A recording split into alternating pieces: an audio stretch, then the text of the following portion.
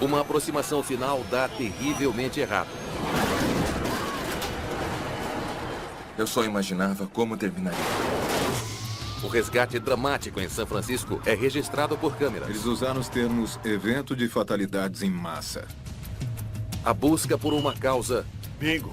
divide especialistas em segurança aérea. O pior modo possível. Eu discordo. Foram os pilotos, o avião ou outra coisa que causou a queda do voo 214 da Asiana? A parte dura é dizer qual foi a palha que quebrou as costas do camelo.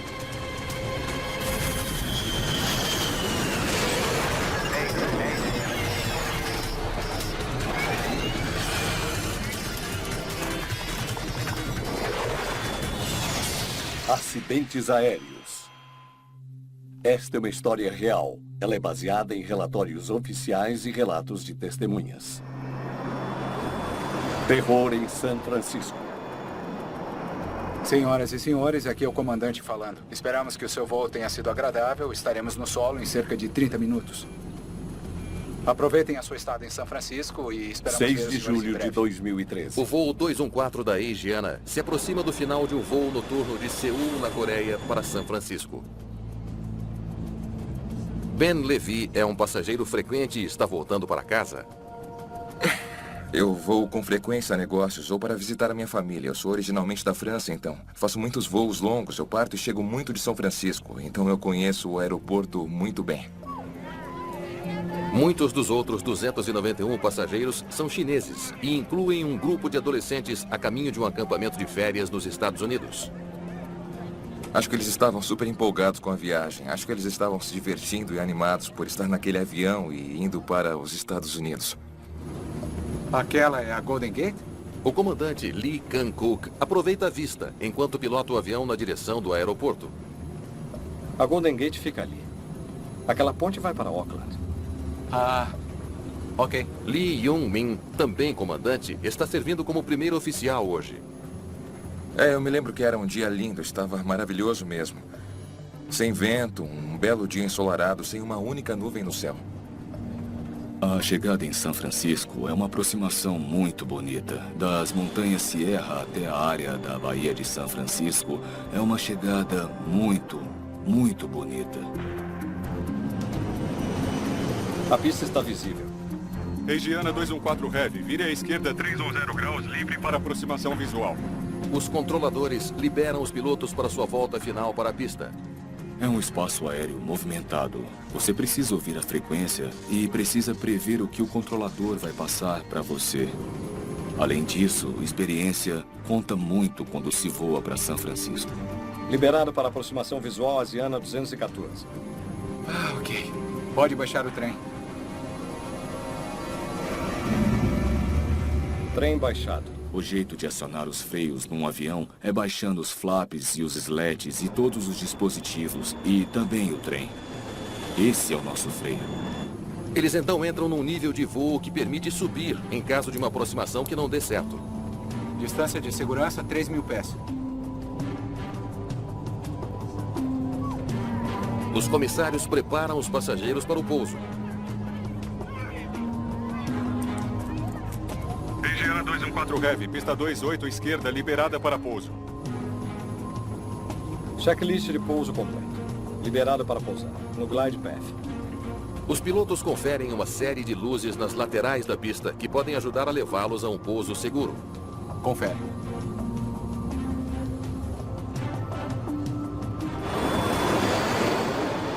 O avião está a menos de 1 minuto da pista, quando Ben Levy percebe que há algo errado. Eu me lembro de notar que tem um pequeno pia que se projeta para fora da pista e eu pensei, uau, estamos muito baixo. Eu deixei para lá pensando, bom, o que pode dar errado? Temos toda a tecnologia a bordo para garantir que os caras não façam bobagem. Na cabine, Cuidado. Velocidade. uma crise. Recuperei o controle. Oh, Deus! Suba! Nessa fração de segundo, eu senti o empuxo do motor recuperando a aceleração total. O comandante ergue o nariz do avião e tenta subir. Mas pode ser tarde demais. Segure-se. Parece que não vamos chegar à pista. Naquela hora, achei que íamos bater na água.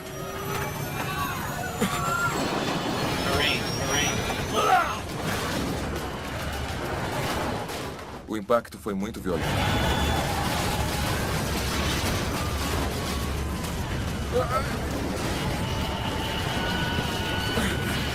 Eu só imaginava como ia terminar e como e quando ia parar.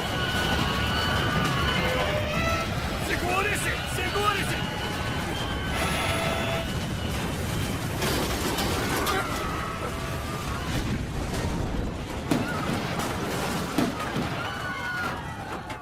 E então o avião para.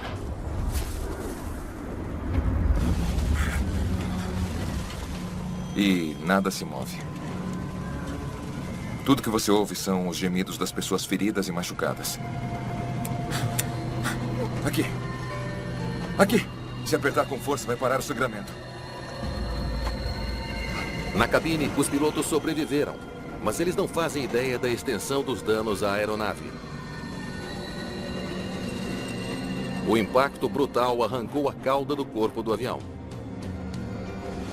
Controle, responda. Asiana 214. Iniciando checklist de evacuação. Alerta. Precisamos de ajuda aqui. Egiana 214 Heavy, veículos de emergência estão a caminho.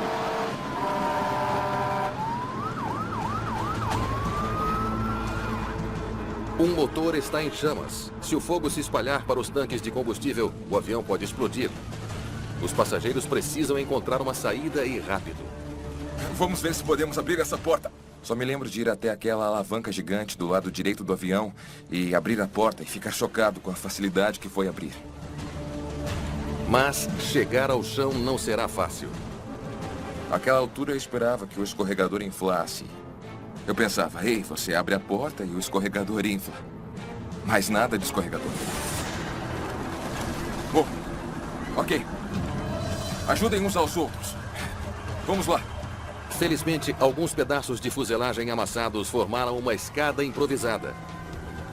Ben Levy fica na porta para ajudar os outros passageiros a descer. Vamos lá. Sabe, em todo esse desastre, descobrir que a fuselagem amassou sobre si mesma e quase que formou um degrau foi essencial para as pessoas saírem daquele avião. Ai, meu Deus, que medo. Vídeo amador. O vídeo de uma testemunha captura a cena dramática enquanto centenas de pessoas fogem da cabine por apenas algumas saídas. O 777 tem 8 saídas. Cada uma vem equipada com um escorregador de emergência inflável. Os escorregadores deveriam inflar automaticamente, mas apenas 2 abriram corretamente. Socorro! Alguém! Alguém, por favor, me ajude! Para piorar, 2 dos escorregadores em pane inflaram dentro do avião. Uma comissária de voo está presa. Eu não posso me mover! Se você puxar, eu posso tentar! Não, pega alguma coisa afiada! Não respirava. Embaixo do escorregador. Bill Bramble é especialista em emergências aéreas. Ele entende o desespero que a tripulação está enfrentando. A preocupação era que ela se sufocasse. Então, havia um grande senso de urgência para tentar tirá-la. E havia fogo do lado de fora da fuselagem também. Então, sim, era uma situação muito séria.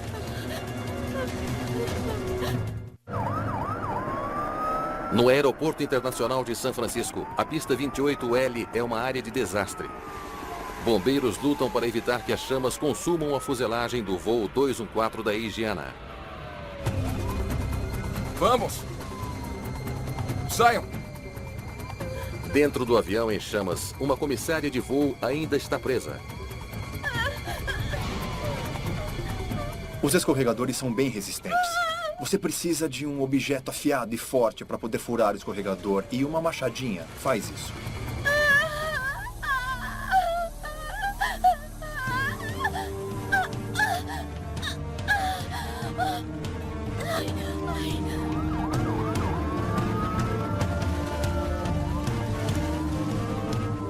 Com o resgate agora a bordo para ajudar os feridos, Ben Levy finalmente deixa o avião.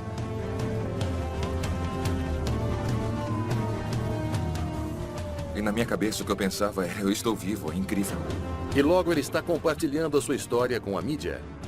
Na sua cabeça tudo passa em câmera lenta, você não acredita no que está acontecendo. Você não sabe se vai estar morto no fim dessa câmera lenta ou não. Toda a equipe de resgate se reuniu como se reuniria num acidente, embora esse seja um incidente com muitas vítimas. Quase 50 pessoas estão gravemente feridas. 6 foram arremessadas pela parte de trás quando a cauda se partiu. 2 estão mortas, incluindo uma jovem atropelada por um veículo de emergência. O caminhão de bombeiros atropelou a vítima, é um fato. Agora, se a vítima já estava morta antes ou se morreu atropelada, é isso que estamos tentando descobrir. Assim como muitos outros, os investigadores da Comissão Nacional de Segurança dos Transportes em Washington ficam impressionados com as imagens. Eles usaram os termos evento de fatalidades em massa. Nós não sabíamos o que estava acontecendo. A primeira coisa que eu vi foi que o avião fez uma manobra brusca, que houve fatalidades em massa e sabíamos que era um 777. Então seria um evento muito significativo. O investigador sênior Bill English vai liderar a importante investigação. Todos estão de prontidão, a partir de agora. O 777 estava em serviço havia cerca de 30 anos na época desse acidente e foi o primeiro acidente fatal envolvendo um 777 em todo esse tempo. E nós sabíamos que usaríamos uma equipe bem grande, então nós demos tudo mesmo.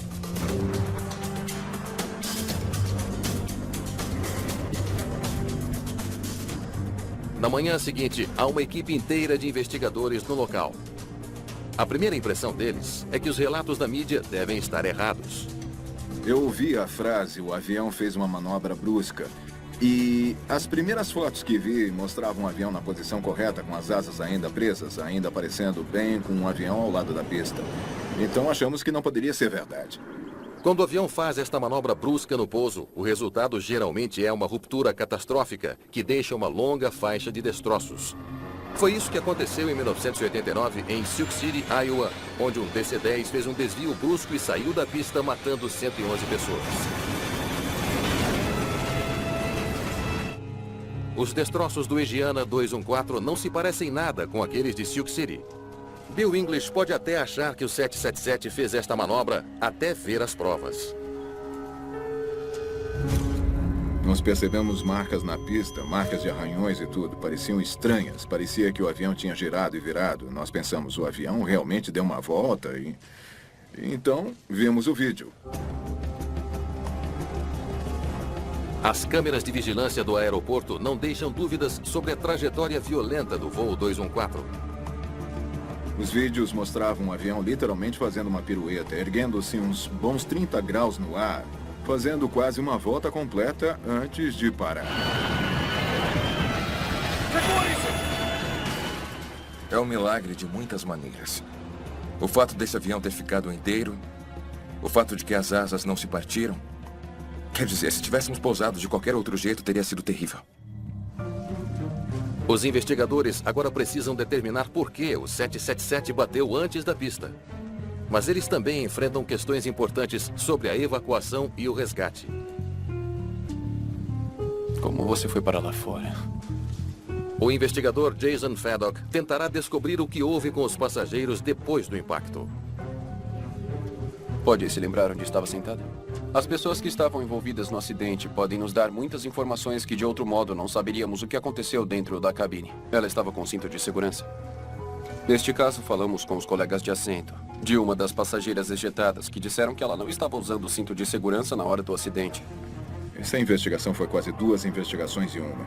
Nós a dividimos e ficamos com a parte do quebra-mar. Como esse avião bateu naquelas pedras e resultou nesse acidente. Depois disso, houve toda uma outra história para contar. A investigação complexa põe toda a equipe sob uma enorme pressão. Pode haver pistas dentro da fuselagem arruinada, mas a fumaça tóxica e destroços queimados fazem com que seja muito perigoso entrar sem equipamento de proteção. Ok, lá vamos nós. Para o investigador Roger Cox, da NTSB, a caça por evidências vale o risco. Era um local de acidente problemático. E tínhamos de estar equipados para garantir que não fôssemos afetados demais pelos destroços perigosos que estavam lá. Se você vai lá imediatamente, antes que qualquer um tenha tempo de mover alguma coisa, você pode reconstruir o que houve. Roger pega as fichas e os objetos pessoais dos pilotos, torcendo para encontrar pistas do que estavam fazendo nos estágios finais do voo. Isso é tudo que eu pude encontrar. Nós removemos cada documento e então tratamos de fotografar cada página de cada documento para determinar se algum deles tinha importância. Muitos dos documentos estão em coreano. Eles terão que ser traduzidos antes que possam ser totalmente analisados. O local do acidente, por outro lado, imediatamente oferece aos investigadores alguns detalhes importantes. Já que ele bateu nas pedras do quebra-mar, sabemos que ele estava abaixo demais. Ele pousou muito antes de onde deveria. O local lembra Bill de outro acidente muito parecido. Uma das coisas que pensei inicialmente foi sobre um acidente anterior com o 777 que aconteceu em Londres, na Inglaterra, quando os 2 motores morreram e os pilotos não tinham potência alguma na aproximação final. O 777 tem um dos melhores recordes de segurança de qualquer avião no céu. Mas em 2008, o voo 38 da British Airways bateu no chão antes da pista no aeroporto de Heathrow, depois de perder a potência nos 2 motores. Investigadores determinaram que gelo nos dutos de combustível causaram a falha dos 2 motores. Foi isso que aconteceu no Asiana 214? Uma olhada de perto nos motores diz a Bill English que a resposta é não. Ele vê evidências claras de que eles estavam funcionando normalmente. Existem determinadas assinaturas no metal, nas lâminas do motor, que nos mostram que tinham potência e não tinham falhado. Por enquanto, Bill não tem nenhuma pista que explique por que um avião que parecia pronto para pousar em segurança bateu a poucos segundos da pista. Sabíamos que o tempo estava bom, os ventos estavam calmos, a visibilidade estava boa, não houve pedido de socorro do avião, não que soubéssemos, então não havia nada realmente óbvio sobre por que isso teria acontecido.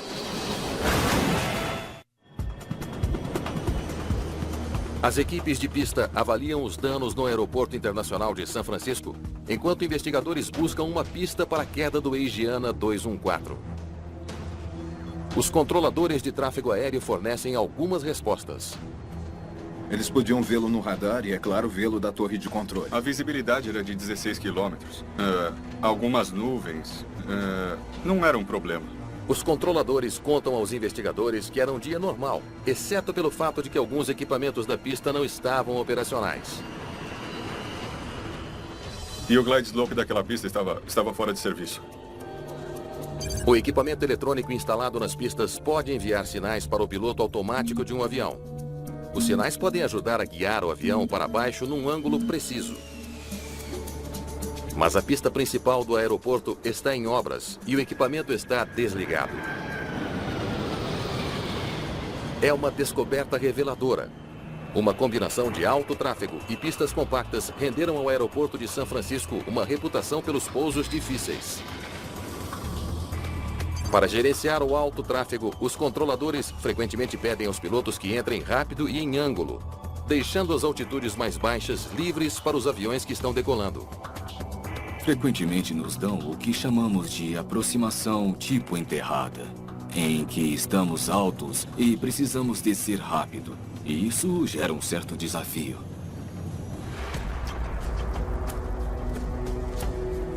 Muito bem, aqui então está o aeroporto de São Francisco. Palo Alto fica aqui embaixo. Roger Cox sabe bem como um pouso no aeroporto de São Francisco pode ser um desafio. Posso dizer, baseado na minha experiência, voando lá muitas vezes, que é muito fácil voar alto e rápido e você realmente deve ficar atento à aproximação. Asiana 214 Heavy, pista 28 esquerda, liberada para pouso. Tudo isso leva a perguntas preocupantes. Os pilotos da Asiana estavam indo em direção ao perigo? Eles enfrentavam um risco extraordinário num aeroporto conhecido por pousos difíceis? Então ele vinha desta direção, do outro lado da baía. Roger Cox estuda registros de radares de aeroportos. Ele quer saber se os controladores designaram ao voo 214 da Asiana uma aproximação rápida e íngreme demais para voar em segurança. Houve algumas reclamações iniciais do operador, dizendo que queriam que fizessem algo perigoso. Então, queríamos passar um tempo vendo se isso era verdade. Mesmas instruções, mesma aproximação. Ninguém mais teve problemas. Registros do aeroporto revelam que os controladores deram a outros 2 aviões as mesmas instruções logo antes do avião da Higiana pousar. Os 2 pousaram em segurança. Não se pode culpar o controlador. Eles conseguiram pousar 777s em segurança sem dificuldade alguma. Então, embora houvesse um certo desafio, descobrimos que nada que o controle fez realmente causou o acidente. É outro beco sem saída. Por enquanto, o que derrubou o Higiana 214 continua um mistério. Junto com a causa do acidente, os investigadores enfrentam outra questão problemática. Escorregadores de emergência são projetados para suportar as forças dos acidentes de aviação. Por que tantos deles falharam no acidente do voo 214? Só 2 deles fizeram o que deveriam fazer. 6 dos 8 escorregadores não abriram direito, causando potencialmente atrasos mortíferos na evacuação. O fogo levou algum tempo para entrar na cabine. Essa é uma coisa boa. Mas se um tanque de combustível fosse perfurado ou se algum obstáculo estivesse no caminho e o fogo tivesse sido muito mais rápido, as coisas teriam sido diferentes. Eles terão de buscar respostas sem a ajuda do gravador de dados do voo do avião. O gravador fica na cauda e parou de gravar quando a cauda bateu no quebra-mar. Não há informações sobre o que está acontecendo no momento que os escorregadores foram acionados. Ok. Vamos ver o que os escorregadores suportam. Para conseguir os dados de que precisa, Jason Fedok vai para um local de testes mais usado para testar carros. Era diferente de qualquer coisa que qualquer um já tinha visto antes, então queriam saber como aconteceu. Ele descobre que a baixas velocidades, os escorregadores têm um bom desempenho. Mas em impactos a alta velocidade, como aquele do voo 214, o mecanismo de inflar pode falhar facilmente. Fizemos uma recomendação ao FAA para ler os dados que produzimos desse acidente e ver se havia alguma melhoria que poderia ser feita ao futuro design dos escorregadores para ajudar aquela peça a se tornar mais robusta. A violenta força do impacto também explica os ferimentos sofridos pelas 6 pessoas lançadas do avião, incluindo a adolescente que foi atropelada por um caminhão dos bombeiros. Os resultados da necrópsia confirmam que ela morreu imediatamente depois do impacto da queda. Ela já estava morta quando seu corpo foi atropelado. Uma das lições mais importantes aqui é manter o seu cinto de segurança afivelado, sempre que possível, numa aeronave. Você nunca sabe quando pode haver uma turbulência inesperada ou um acidente. Os investigadores torcem para os gravadores de voo do Higiana 214 os ajudar a responder outra questão urgente. Por que, afinal, o voo 214 bateu no quebra-mar? Acho que não vamos chegar na pista. Os gravadores de voo modernos capturam informações detalhadas sobre virtualmente todo o sistema a bordo, incluindo a automação complexa que ajuda os comandantes a pilotarem o avião. Nós podemos ver todas as coisas básicas, como velocidade do ar, altitude, a configuração do avião e também todas as ações realizadas pela tripulação. Bill analisa cuidadosamente os dados. A maior parte parece completamente normal. Mas então ele vê algo inesperado. Pouco mais de 1 minuto antes da pista, os motores ficam desacelerados. Bem aqui. A mudança repentina na potência dos motores não faz sentido. Normalmente, os últimos momentos de voo são quando os pilotos precisam de mais potência, não menos. Eles precisam de empuxo adicional para superar o maior arrasto do trem de pouso e dos flaps nas asas. A investigação já determinou que não havia nada errado com os motores. Podíamos ver que os motores estavam gerando potência adequada em toda a aproximação. A questão agora é: o que os comandantes estavam fazendo para controlar a energia dos motores nos últimos e críticos momentos do voo? Então o que isso nos trouxe de volta? Como os pilotos operaram a aeronave? Suba. O que eles fizeram que fez o avião ficar tão baixo? Terreno, suba. O que me deixou confuso foi como 2 pilotos muito bem treinados e experientes podiam simplesmente deixar o avião cair antes da pista. Esse era o mistério. A investigação do Indiana 214 agora está centrada apenas nas ações dos pilotos. Trem baixado, senhor. Entender cada nuance da gravação na cabine torna-se crucial. O CVR é a chave. Trem baixado. Dá para saber o que os pilotos estavam fazendo. Dá para saber o que eles pensam às vezes porque estão verbalizando. Dá para saber como eles estão decidindo o que fazer a seguir. Eles ouvem enquanto os pilotos preparam-se para o pouso. Margem de erro, 900 metros. Eles combinam o que ouvem com os dados do gravador de voo, que mostram como os pilotos estavam manipulando os controles. Parece um pouco alto. Enquanto os comandantes se aproximam da pista, a gravação revela o primeiro sinal de problemas. Eu vou descer mais. O avião não está descendo rápido o suficiente. O piloto nos comandos trata de resolver o problema, mas não explica as ações dele ao copiloto. Ele não fala. Como é que alguém vai saber o que está fazendo? Para o investigador Bill Bramble, é uma pista preocupante. Quem estava voando precisa inserir comandos no sistema de piloto automático e dizer o que está fazendo. E o piloto que está monitorando precisa verificar que a mudança realmente aconteceu. Neste caso, nós temos uma quebra no padrão do sistema de comunicação e coordenação. Flaps a 20. O que a gravação revela a seguir é surpreendente. Menos de 90 segundos antes do impacto, o comandante faz uma bobagem inexplicável. Ele ajusta o piloto automático numa posição incorreta, modo de mudança no nível de voo. Isso interrompe o pouso e instrui o computador a subir para a altitude de 900 metros.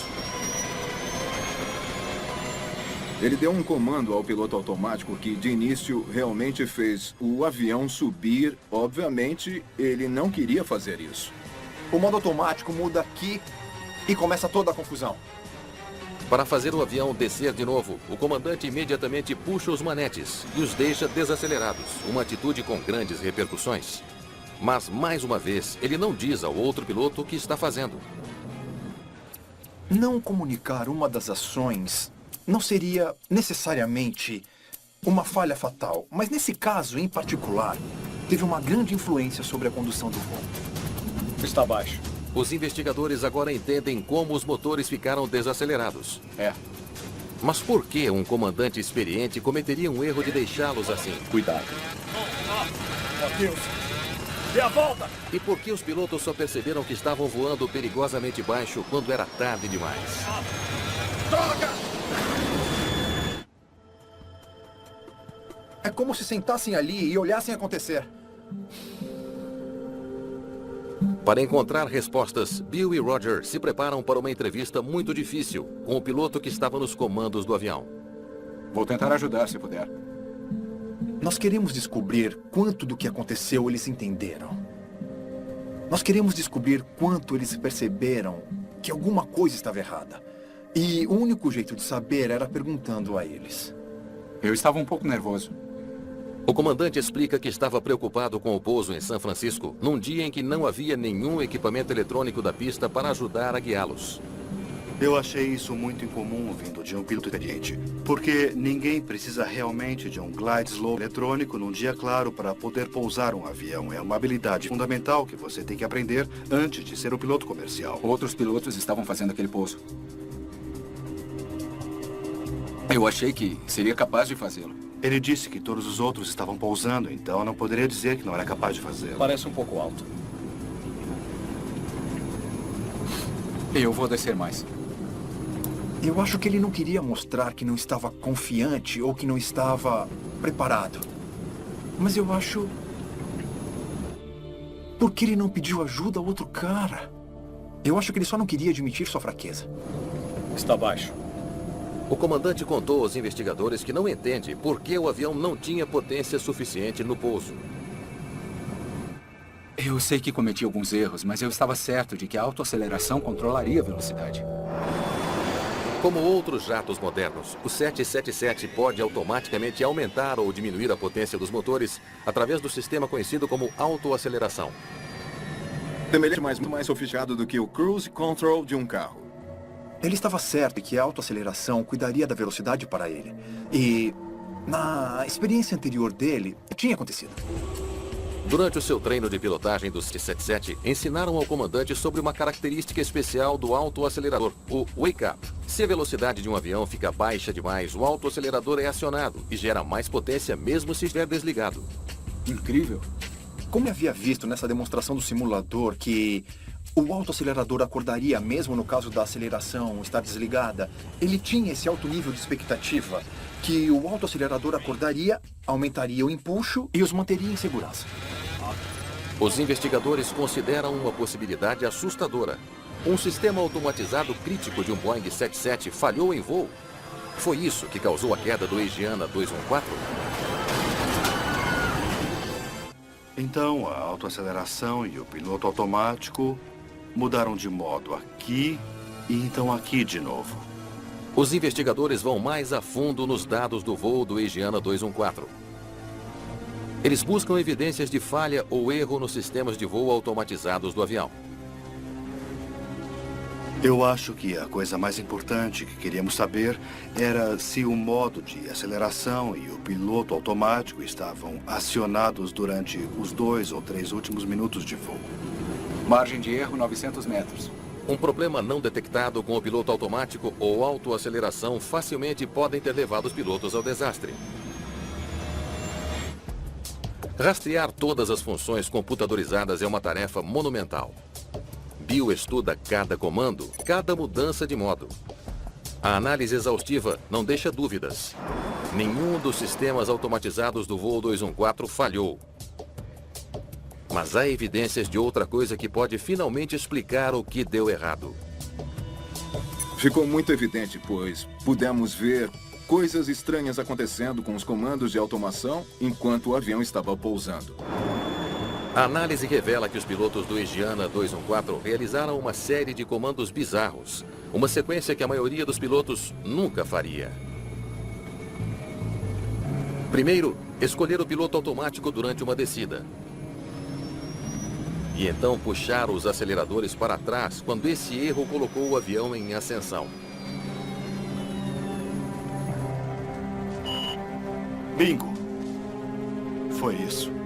A combinação incomum de comandos desliga a proteção de velocidade embutida no 777, deixando os motores desacelerados. Naquele momento, ele desligou o piloto automático. Então, subir, descer, esquerda e direita estavam nas mãos dele. Aí ele reduziu a aceleração do avião, como se tirasse o pé do acelerador. Ao fazer isso, mandou um sinal para o sistema automático de aceleração que ele também queria o controle da potência. Então, naquele momento, o avião estava apenas planando. Os investigadores finalmente entendem por que a autoaceleração não religou sozinha e não aumentou a aceleração no pouso. Mas ainda restam várias dúvidas. Por que o comandante estava tão incerto sobre as funções do piloto automático? E por que os comandantes não puderam reagir a tempo de salvar o avião? 22.000 horas de experiência entre eles. Deveriam olhar a velocidade. Traduzidos do coreano original, os documentos da cabine fornecem muitas respostas. Eles revelaram uma das coisas mais importantes, o registro de treino do piloto, que tinha um histórico detalhado dele como piloto até o momento do acidente. Os documentos revelam que o voo 214 era um treino crítico para o comandante Lee Kang-kook. Aquela é a Golden Gate? Ele estava sendo transferido para o Boeing 777 depois de voar o Airbus A320, uma aeronave com um estilo de automação muito diferente. A Golden Gate fica ali. Aquela ponte vai para Oakland. É uma filosofia diferente de voar e ele tinha pilotado o Airbus por um bom tempo, então a transição ainda pode ter sido um momento estranho. Era um voo de treino. Os registros de treino revelam que o comandante vinha tendo problemas com a mudança. O instrutor foi relativamente crítico. Ele indicou que o comandante que estava treinando não era suficientemente diligente e atento a procedimentos. Essa crítica recente podia estar na mente de Lee Kang-kook enquanto pilotava para São Francisco. Ele estava um pouco estressado porque era um voo de treino e ele estava sendo monitorado por esse piloto mais experiente. E, possivelmente, por causa desse voo anterior, ele não teve um desempenho muito bom. Mas por que os pilotos demoraram tanto para reconhecer o perigo? A pergunta que estava na mente de todos e perdurou durante toda a investigação foi o que se passava pela mente dos pilotos. Liberados para pousar. Embora o sistema de pouso automático estivesse fora de serviço, havia outro jeito dos pilotos saberem que o avião deles estava baixo demais. A pista está equipada com luzes especiais que mudam de cor para alertar os pilotos se o ângulo de pouso estiver errado. O PAPI, Precision Approach Path Indicator, que também ajuda os pilotos a manter os caminhos vertical adequado, ele estava operando e operando adequadamente na hora do acidente. O sistema mostrou 4 luzes vermelhas aos pilotos, significando que o avião estava perigosamente baixo. Cuidado. Nós tínhamos muitos dados e eles praticamente nos mostravam um avião que estava funcionando exatamente como deveria. Isso não era difícil. Entrar nos motivos do porquê os humanos fazem o que fazem ou não percebem coisas é muito difícil de explicar. Essa pode ser a tarefa mais difícil de todas. E mais assustador ainda, por que o piloto mais experiente esperou até ser tarde demais para assumir o controle do avião? Estou no controle. Se ele tivesse feito isso mais cedo, quase que certamente poderia ter prevenido o acidente. O avião estava perfeitamente pilotável até o último minuto. Então, a qualquer momento, havia uma série de lugares onde alguém poderia intervir, alguém poderia assumir, alguém poderia fazer uma pequena mudança e o resultado teria sido diferente. Só estamos tentando saber quanta experiência vocês tinham pilotando manualmente. Pode me dar uma ideia disso? Eles descobrem que a Higiana tem políticas severas que incentivam os pilotos a confiar na automação da aeronave o máximo possível. Eles raramente treinam a pousar um avião à mão. Nós investigamos os procedimentos e treinamento da empresa e acho que foi aí que descobrimos o problema. Liberados para aproximação visual. Os investigadores ficam chocados ao descobrir que esta chegada em São Francisco era a primeira vez que o comandante tentava pousar um 777 sem ajuda do sinal do glide slope na pista. No quesito pouso visual, ele era um total inexperiente. A maior parte do tempo, ele vinha fazendo aproximações por instrumentos nos aeroportos, mesmo quando tecnicamente deveria estar fazendo uma aproximação visual. 12.000 horas de voo e quase nenhuma manualmente. É uma descoberta surpreendente. Apesar de ter quase 10.000 horas de experiência como piloto comercial, o comandante tinha praticamente experiência nenhuma pilotando manualmente seu avião. Parece um pouco alto. Se você tira todo o tempo que ele estava em um piloto automático e se olhar para todas as horas de voo que eles tinham... Eu vou descer mais. Eles provavelmente só tinham umas 200 horas de voo manual. E talvez até menos durante os anos que vinham voando. Então, eles não tinham aprimorado suas habilidades. Os investigadores também descobrem que o comandante, apesar de ser um piloto experiente, nunca havia supervisionado um voo de treino como este. Está baixo. É mais provável que a inexperiência dele o tenha feito esperar demais antes de assumir os controles. Velocidade! Como instrutor de voo, saber aquele ponto crítico quando intervir, quando o piloto está, ou quando um aluno está indo um pouco longe demais, é uma das tarefas mais difíceis de se aprender como instrutor. Requer experiência, tempo e um pouco de conhecimento adicional, pensar antes do próprio avião como instrutor para ver essas coisas começando a dar errado. Os investigadores concordam que os comandantes do Higiana cometeram erros graves que causaram o acidente. O problema foi que eles deixaram a velocidade cair. Mas eles não concordam sobre como os pilotos cometeram esses erros. Eu acho que esses modos confundiram a maioria dos pilotos. Mas é a obrigação deles não ficarem confusos. Bill Bramble acredita que a culpa é da tecnologia. O jeito que projetamos aviões e o jeito que as cabines estão evoluindo estão influenciando a habilidade das tripulações para se manter atualizada e entender o que está havendo. Mas Roger Cox acredita que a culpa é totalmente dos pilotos humanos. Dizemos que os pilotos usam pistas para descobrir onde estão. Então, eu não consegui entender por que comandantes profissionais não tinham entendido essas pistas óbvias que estavam bem diante deles. A queda do Higiana 214 provoca uma discussão acalorada entre especialistas da indústria trabalhando para deixar a aviação mais segura. É um debate antigo.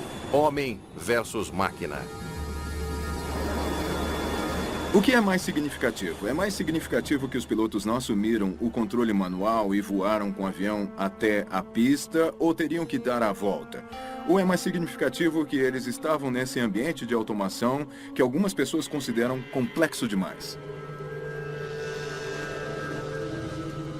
Quanto mais complexa a automação se torna, mais difícil pode ser para os pilotos entenderem o sistema todo? Não estou certo de que a maioria dos pilotos de 777 da época teria sido capaz de prever os modos em que o avião entraria. Houve outros acidentes mortíferos em anos recentes que apoiam a preocupação de Bill Bramble com a confusão da automação. O voo 1951 da Turkish Airways levava 128 passageiros numa aproximação de Amsterdã, quando um altímetro defeituoso enviou dados incorretos para o piloto automático. A velocidade começou a cair. Como os comandantes do Asiana 214, os pilotos da Turkish Airways não conseguiram reagir, acreditando que a automação do avião manteria uma velocidade segura. Acidentes como este são extremamente raros. Está baixo. Mas pesquisadores dizem que isso é parte do problema. A automação falha tão raramente que quando falha, os pilotos não conseguem reagir tão rápido quanto deveriam.